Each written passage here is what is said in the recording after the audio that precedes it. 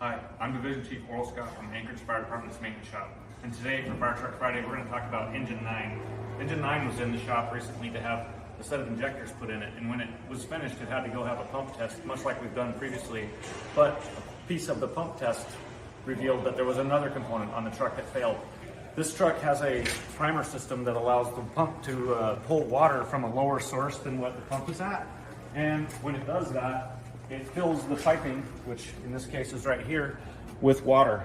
This system that's on this truck is an electronic system, and the electronic system meaning it takes 12 volts to create a motor that spins, and then that runs a pump and pulls the vacuum on the system.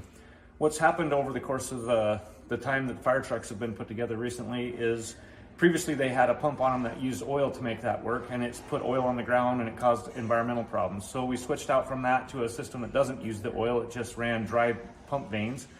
And now we're switching over to a system that runs just air. There's a couple of reasons why that happens, because the 12 volt motor draws a lot of amps, which draws a lot of electrical load, and when that system is running, it really is loud. When we switch over to the air system, it changes how loud the system is while the truck is trying to be primed.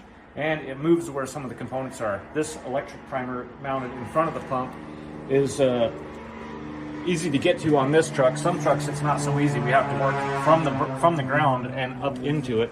When we're done with the conversion, the actual components will be mounted right to the back of the pump. We have the components on the bench over there, so let's go look at what we got.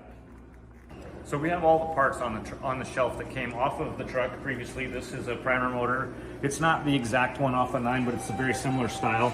You can see the electric motor with a contact setup. That power would come in, this would energize, power goes out, makes this motor spin. When this motor spins, you can see there's a pump on this end. This pump has a set of vanes in it that would expel air or water, depending on what's in the pump, out of it at that point. And then this line runs out to the top of the pump to expel all of the air that's in the system. This is something that is valuable, it does work. It's just there's a different system that we've been using that we're going to start trying to do. And so what we've done now is we've taken off all of that and put this part on. This allows the air to get turned on, and it blows through here and comes out of that. And at the same time, it's creating a vacuum on this side and pulls that air out of the pump system. The difference is that system can only run for about 30 seconds, and this system can run continuously until you run the truck out of air brake air. And when we're pumping at a fire, we really don't need the air system for air brake, so we got air to use for that type of system. It has a few other components. There's a pressure switch that goes on top of the pump so that if it gets air in the pump, it automatically kicks on and will kick that out, kick out the air. And there's a wiring harness. There's a valve. This is called a tractor protection valve, and it keeps the system, the air system on the truck at a recommended 75 to 80 psi. And after that, it shuts off air supply to this primer, and it won't let it run the truck below that. So should something happen while you're driving down the road and this fails, this is going to keep this truck from completely running out of air, so you still have air for brakes. And then the last part is this piece. Let's go see where that goes on the truck.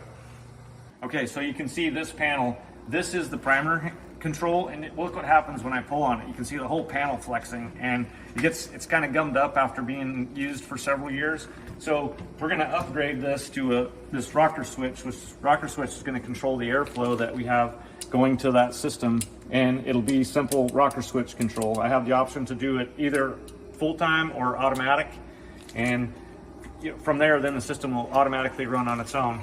This truck's been in the shop for about a week now while we did the fuel system repairs to the engine, and we went to do the pump test. This happened, so we're hoping that within the next day or two we're going to get this put together and back on available for pump test. We'll get the pump test done, and hopefully by the first of next week this engine will be back in service. Thanks for stopping by the shop.